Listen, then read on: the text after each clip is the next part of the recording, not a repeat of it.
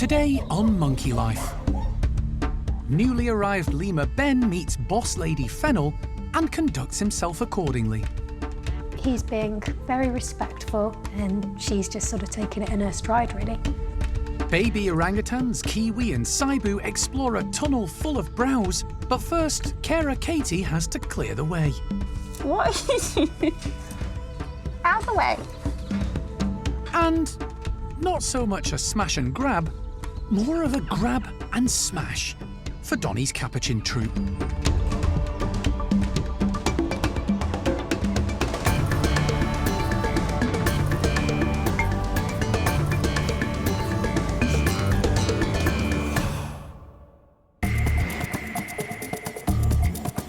Monkey World in Dorset, buried deep in the English countryside, is the largest sanctuary of its kind on the planet.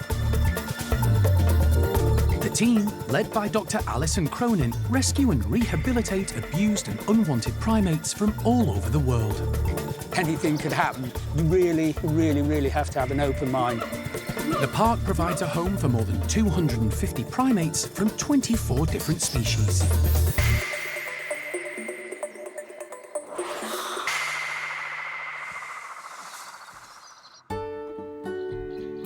It's been more than a month since Alison collected 4 male lemurs from a private collection in Kettering and brought them back to Dorset. In that time, the team have been trying to introduce them to some of Monkey World's resident lemurs. However, Ben, the oldest newcomer and father to the rest, is at a disadvantage. He only has one leg, and it's become obvious that the large open space of Malagasy could prove too much for him to handle. So today, the primate care staff have boxed him up in a travel crate to move him to a new house and meet a potential new partner.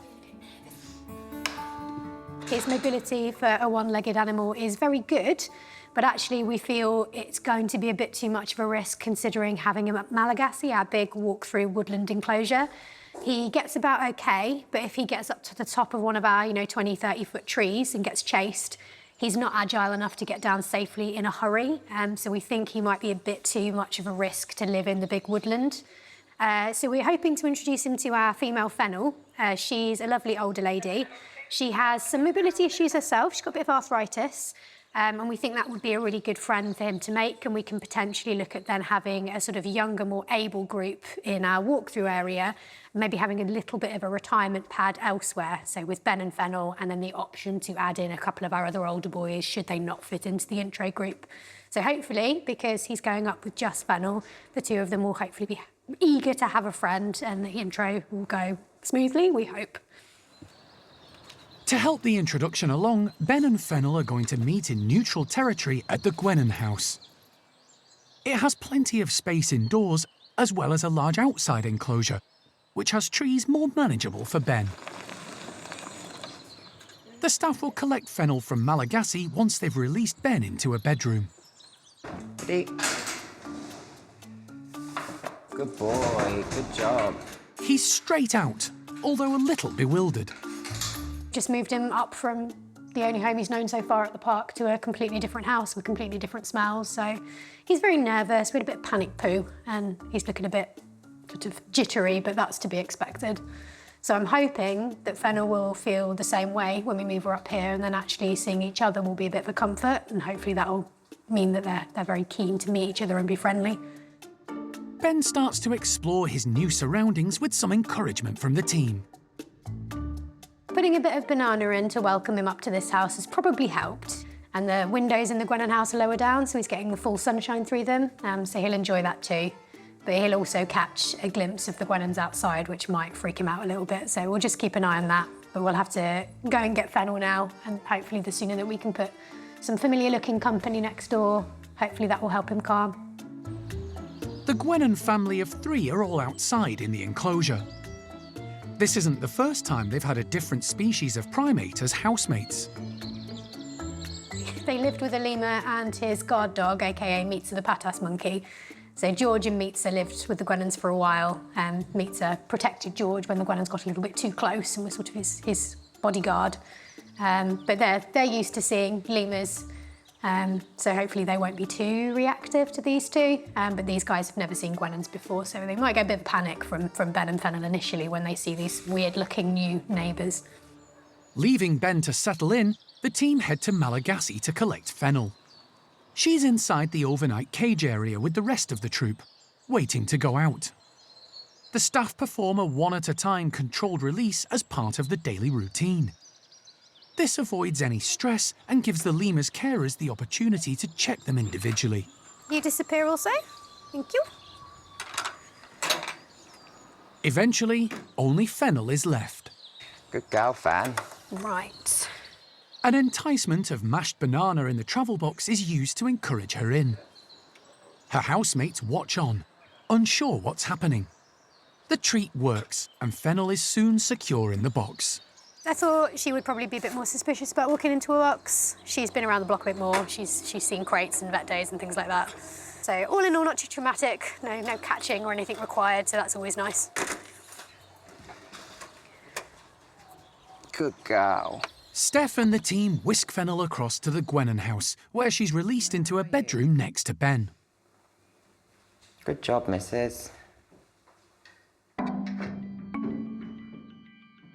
The pair seem interested in each other, so the team, keen to move the introductions on, open up the slide between them. And then, Ben, who's that? They pass like ships in the night. Fennel's more interested in exploring than meeting her new housemate. Eventually, the pair meet up. They seem relaxed, with no signs of aggression, and Steph is delighted. I mean, this has been immediately a massive improvement on the intros we've been doing between the males down at the bottom. Everybody's doing a lot of posturing and scent throwing and being a bit ridiculous down there, whereas these two have just sort of poodled past each other without too much of an issue.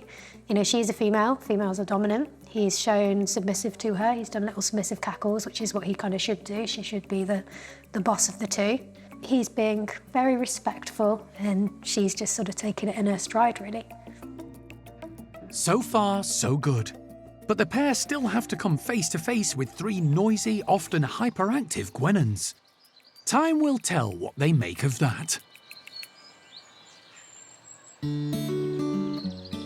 Another pair of primates who've experienced a move recently are golden-cheeked gibbons Kim and Tien. They're currently in a temporary home at the main gibbon house. It's the closest they've lived to other gibbons since they became a pair, so it's a big change. However, they've settled in well to life at the main house, singing for everyone to hear.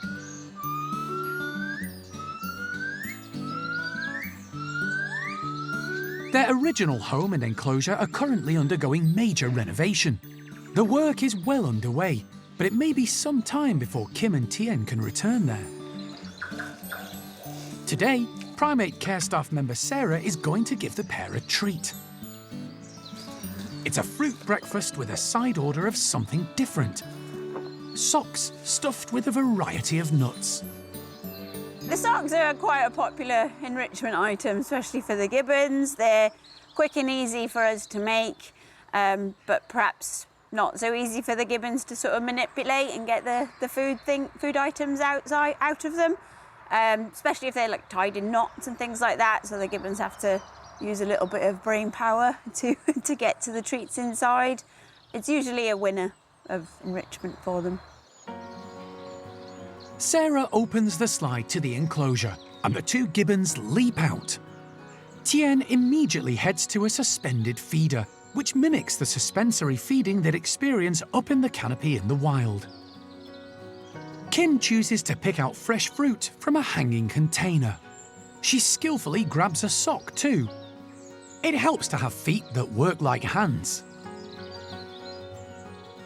Tien tucks into some sliced apple. His partner is very food-focused, so he's learned to get in quick and get what he can. Kim turns her attention to a sock. It's stuck in the netting, and even a strong tug won't free it.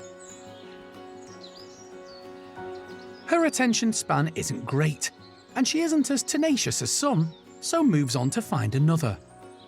It's also discarded. But this gibbon loves her food. and the motivation to discover the treat inside keeps drawing her back to the socks.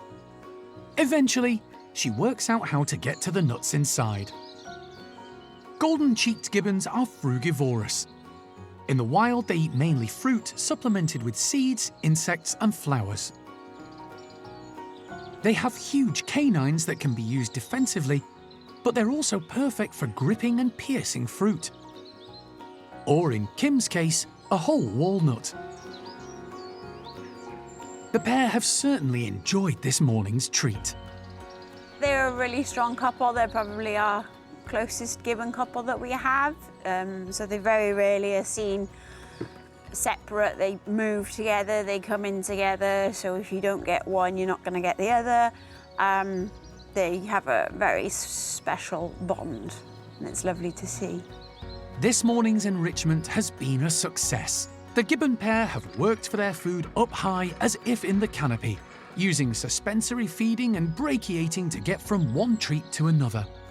Hopefully, it won't be too long until the pair can do the same back in their own wonderful tree-filled enclosure.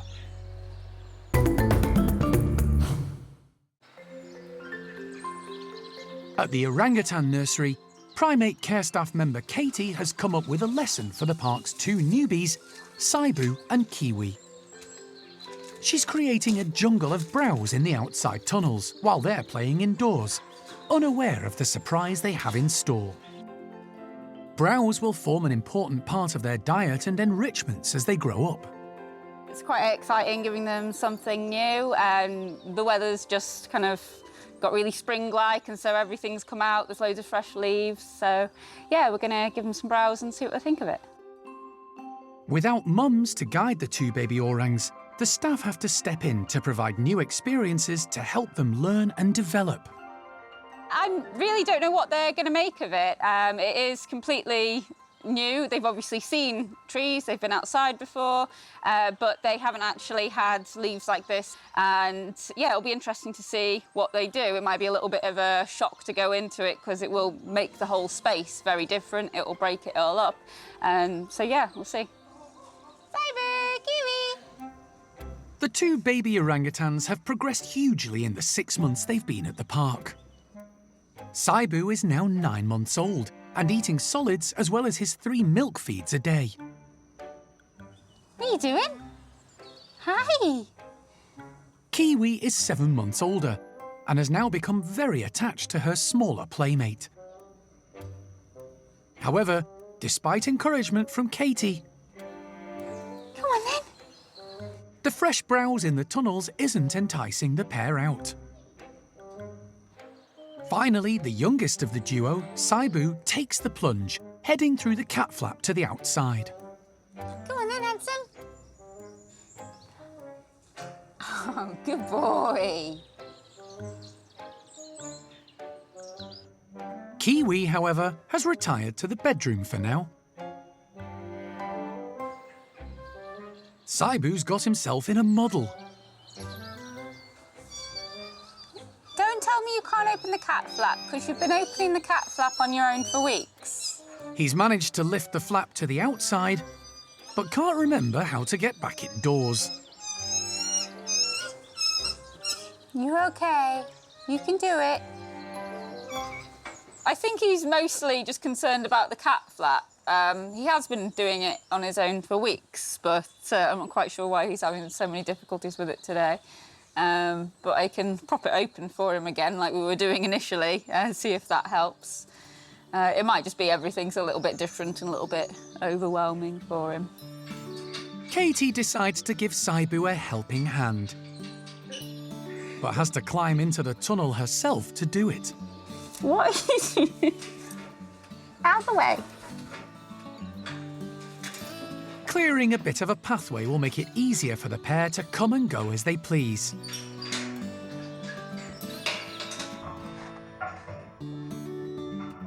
In response, Kiwi decides to leave the bedrooms and investigate. She's eaten a leaf, so that's progress. Kiwi and Saibu are incredibly active, and as they grow, they'll need more space to move around and aid their development.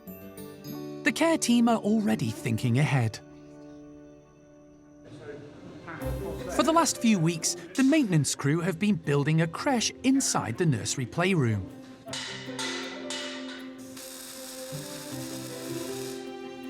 It's going to be a much larger space for the two infants, giving them the opportunity to move around more and hone their mobility skills and strength. Saibu and Kiwi will also be able to see the older orangutans playing alongside them. But before the pair move in, the primate care staff need to kit out the playroom. So it's completely bare at the minute, and we're just starting to make some things that can go in. They're currently still coming home with us at the moment and staying at the house on site.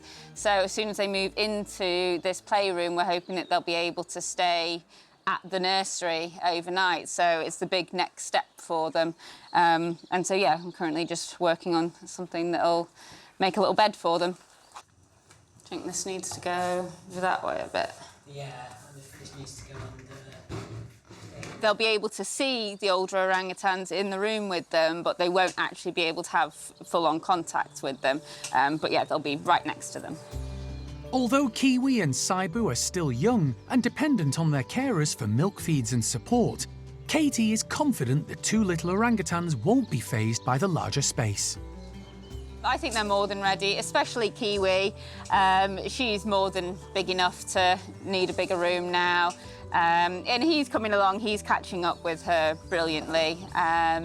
So yeah, I think it'll be really good for them. It'll be nice to be able to move away from nappies and for them to spend more time just with each other rather than having primate care staff with them all the time. It'll be one step closer to the pair living full-time with the rest of the gang at the nursery.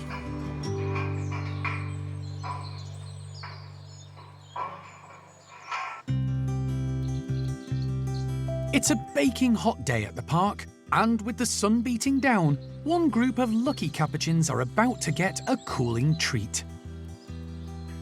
Frozen fruits in all shapes and sizes have been strung up in Donnie's outdoor enclosure to encourage the troop of 12 to use their climbing and problem-solving skills. But that's not all. The care team have one final item to test the Capuchins, and it's rather large. We've got a picnic basket which we're filling with browse, and inside there will be nice frozen balls that they've got to rummage and forage through to try and get all the nice tasty bits. Capuchins are highly intelligent and great at solving problems, and this troop is no exception. We've got some really bright animals in this group. We've got Frida and Emily, we've got Fabian, who's bright when he's not being chased by the girls. They all have limitations on their intelligence, so if social issues creep up, then sometimes they forget their puzzle-solving skills and like to have a bit of a squabble instead. So it'll be really interesting to see whether that happens or whether everybody thinks, oh good, new challenge, let's have some fun. With the frozen treats already starting to defrost in the sun, Rachel gets to work opening up the numerous slides to let the troop out. During the hot summer months, the Capuchins often have 24-hour access to the outside to give them as much space as possible while the weather is good. They've been inside this morning while the team distribute their icy delicacies, and they're keen to get back out. Here they come! Fabian is one of the first out.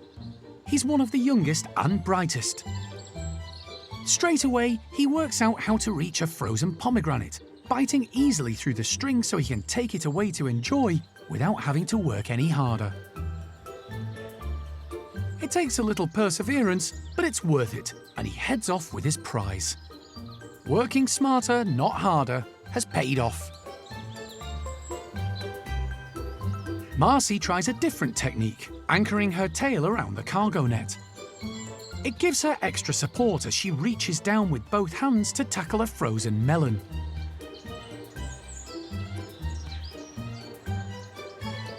Digit uses one of the bolts on the climbing frame to smash open a frozen ball and reach the icy treat inside. In the wild, Capuchins have demonstrated similar tool use, showing just how intelligent this species is. Everyone is getting stuck in. There's plenty to go around, and lots of happy Capuchin chirping. Those little chirpy noises you can hear are happy Capuchin sounds. It lets the rest of the troop know that there's something decent on offer, helps make sure that the rest of the troop, which is often their family, get access to decent food, and that's a really important thing for a group animal, that everyone knows that there's stuff available and they can share it. Although obviously number one is the most important, so they want the best bit for themselves and then everyone else can have what's left. Attention turns to the picnic basket, with the Capuchins curious to discover what's inside. Felipe immediately flips the lid and starts rummaging. He's joined by leader Donnie, and they search through the browse that's hiding the treats.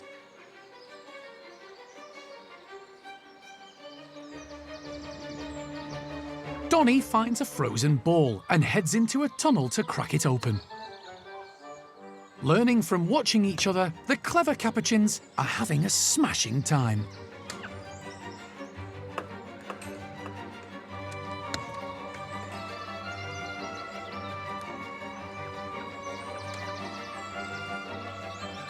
While most are preoccupied with the frozen balls, female Emily takes the opportunity to thoroughly search the picnic basket, rummaging down to the bottom. Emily is currently working really hard to get the plastic balls from the bottom of the basket without falling in. So she's using her tail to stabilise herself as she's doing so. These lovely semi-prehensile tails which she can use to counterbalance themselves. It pays off, and she retrieves a ball and heads off to crack it open. All of this group were born in a Chilean laboratory, so haven't experienced life in the wild. Some are more cautious than others, and each individual has their own way of going about things. They come with a range of different risk tolerances, just like humans. Some Capuchin monkeys are very foolhardy and will just run straight into something without thinking about it. Other Capuchins like to consider the situation and all the possible risks involved. Emily is one of those. She watches what's happening. She's very intelligent. She works out where the best treats are, how easiest to get them, and she won't put herself in any danger. With plenty of treats to go around, even the low rankers, like Olive, have enjoyed their fair share. This is going to keep them busy for a long time. I'm very glad we don't have to try and get them all to come inside this evening, because I think they're going to be out here enjoying the snacks until, well after the sun's gone down.